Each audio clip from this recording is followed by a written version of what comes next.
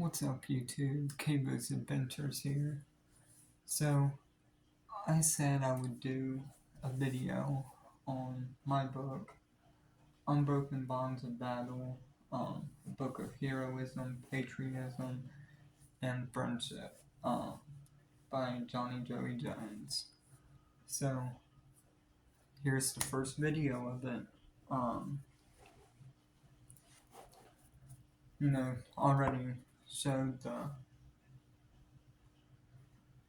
bear book. Red with the white spine, gold lettering on the side, or bronze colored letter. I know that's red, I forgot. My bad. Red. Oh, that's cool, I didn't realize that. It's got a little engrave of a ship right there. Don't know how well you all can see it, but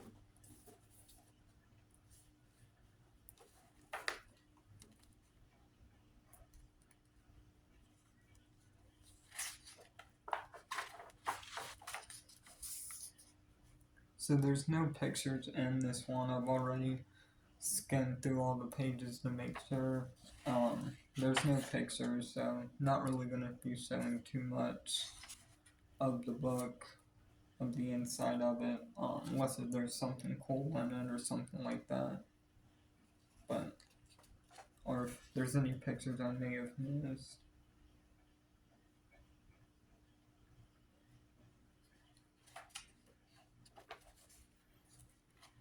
The Price of Freedom has a name and a story.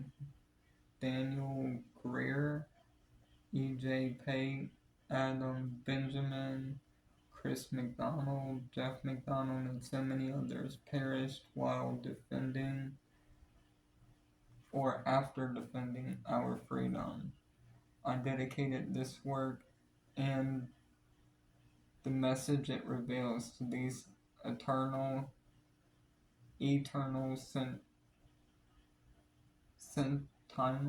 sentinels to whom we are forever in debt. This book isn't just an imperfect memorial for those men, but also our best attempt to show what lies ahead, how their legacy lives on through the new lives touched and love given, those who forged unbroken bonds with the best we left behind.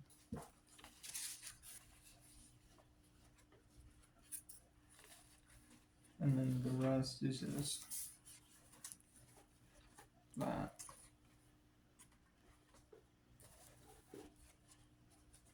And then contents and all that.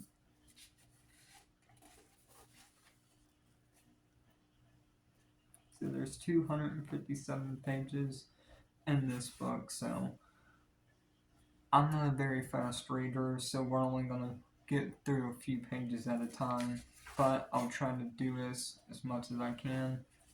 So, the introduction, bonds are forged in many ways, much like how battlefields can take many forms. Yes, the deserts of Iraq and the poppy fields of Afghanistan were littered with IEDs and bullets whizzing by, but the landmines laid by our mistakes and choices in life are just as dangerous and come with less training. You might not expect that coming from a guy who actually stepped on an IED, but I believe it. Growing up for me was a time of learning absurdly simple yet invaluable lessons. Growing up poor, growing up in the South, growing up the son of a brick mason and a house cleaner. Perhaps most importantly, growing up in a big close family. I learned early to appreciate things, as we couldn't afford many luxuries and had to make what we did have last. We lived in a 1966 single wide with one 220-volt plug in. Meaning in the summertime when the temps near the 100 degrees and humidity made the air feel heavy, we could either use a window unit, AC, or have the clothes drying. So yeah, my clothes usually dried on a line, and through June often turned yellow from pollen. I learned to love the heat. If the modesty of our homestead didn't force me to learn that laying brick and block in the July Georgia sun was something you either grew to enjoy or you just lived a torture existence.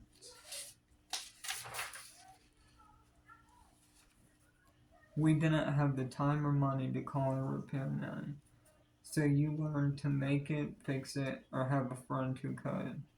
Living poor is a hands-on lifestyle. My dad, the oldest of three sons, was stoic in some ways, and a complete cut up in others. He stood at 5 feet 8 on a good day, and his dad, brothers, and I, his teenage son, were all well over 6 feet tall. Yet he commanded respect from all of us.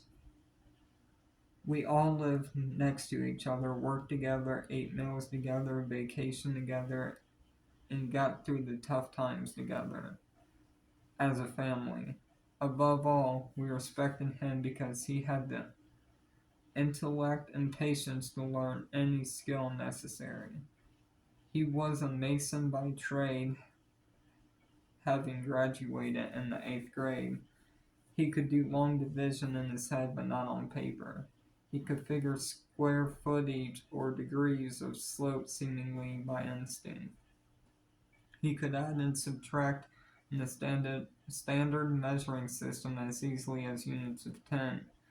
But we respected him most because of how much he valued two things: hard work and relationships. My dad my dad had a talent for spouting sage wisdom in extremely simple terms. He once told me, "Son, don't complain about the rain. Complain about its timing." Oh, I like that.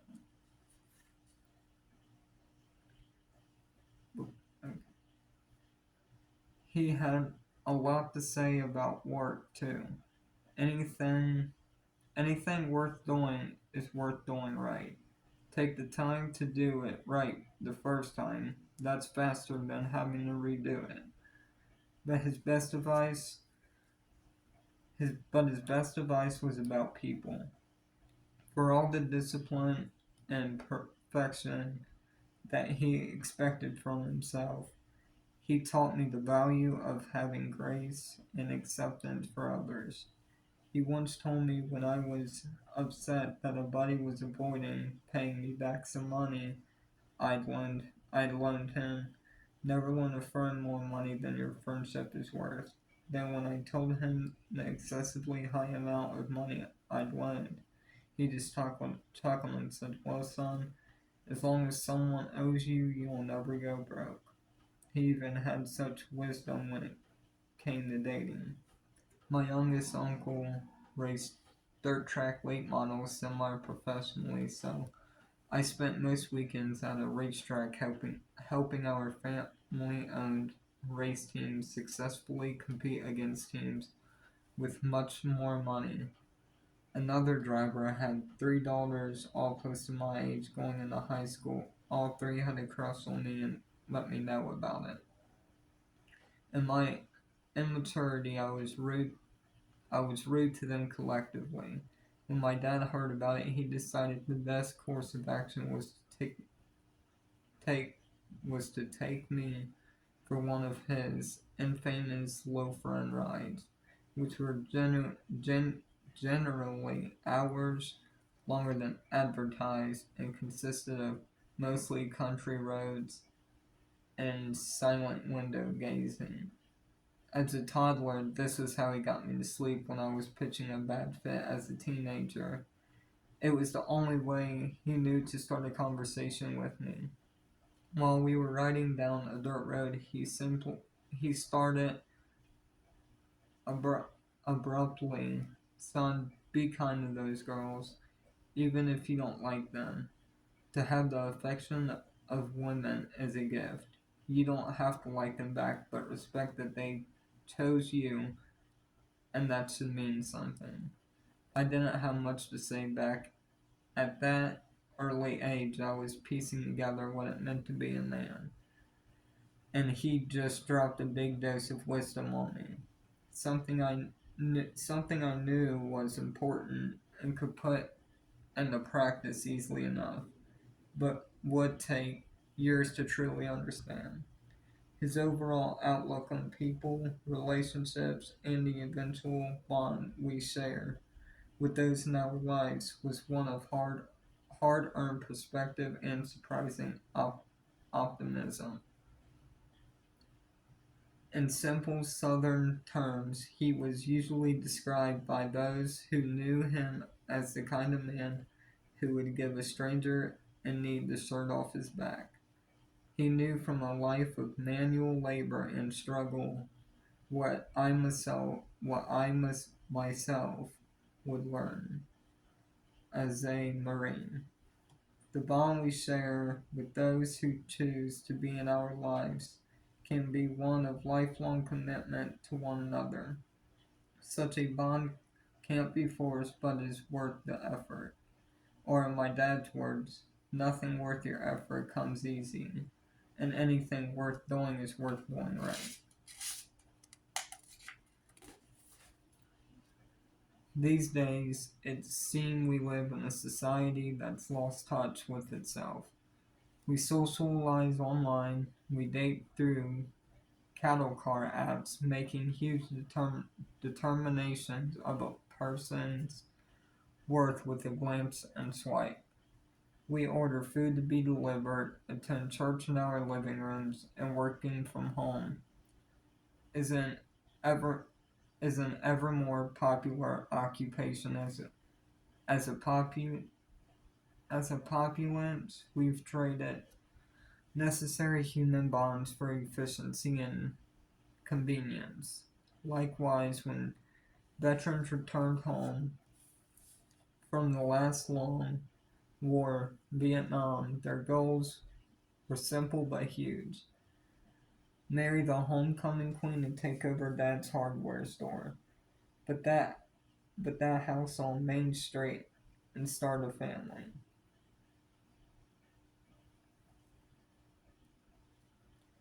To most veterans coming home from our war, those goals are too small, yet that big.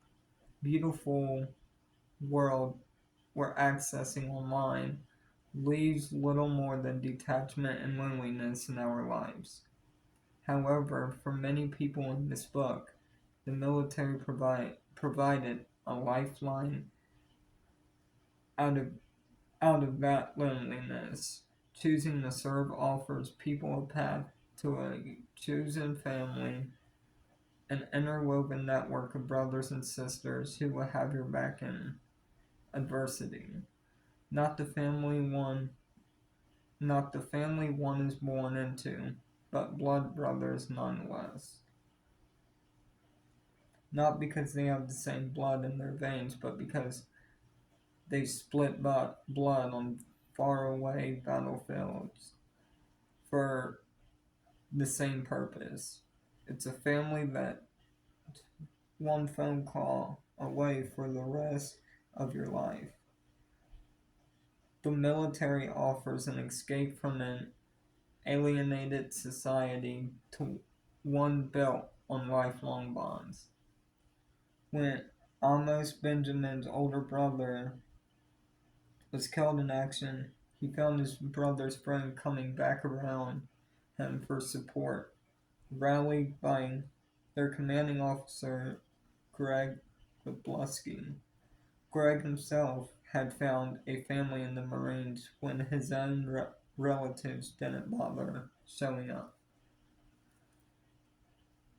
That same give and take is true of so many stories in this book. Lacey Gunno discovered how ennobling it could be to teach young people to have the self-belief he didn't possess growing up in a small town in West Virginia.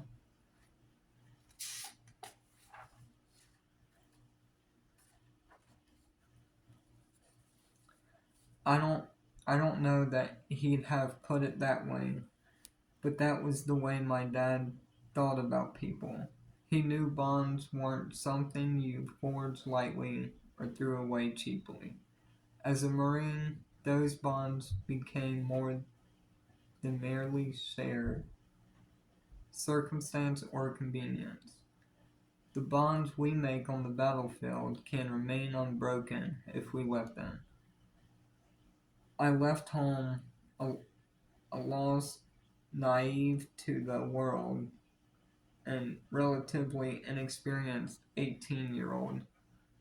It was only through the unselfish efforts and genuine concern, where am I at? Genuine concern of friends who became family that I was able to survive all the adversity, war, and life threw at me. And it was with their faith and mentorship I learned to thrive after it. What constitutes a bond comes in many forms. Some, like my two high school best friends, Chris and Keith, who also joined the Marine Corps and Army, respectively, are obvious, but others were nameless faces who, in a moment, remind us how small the universe is and how significant we are in it. Like the nurse at the U.S. Army Hospital in Landstuhl, Germany in 2010, who looked at me without hesitation as I awoke from sedation to see that my legs had been amputated and arms mangled, and said firmly, "Don't worry, hon, you'll walk again." Her words, showing blind faith, motivate me to this day. In the following chapters, I offer the sometimes tragic, often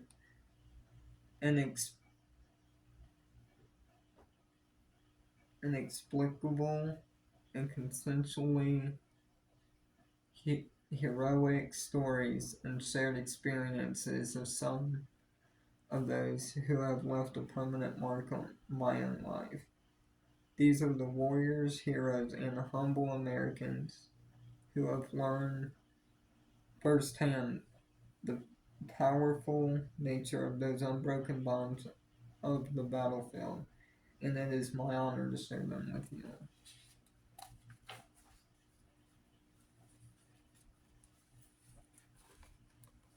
And then the book starts. So yeah, I'll pick up here and the next video I do on this book. So you all stay tuned for that, and make sure you all like and subscribe. Thank you all for watching.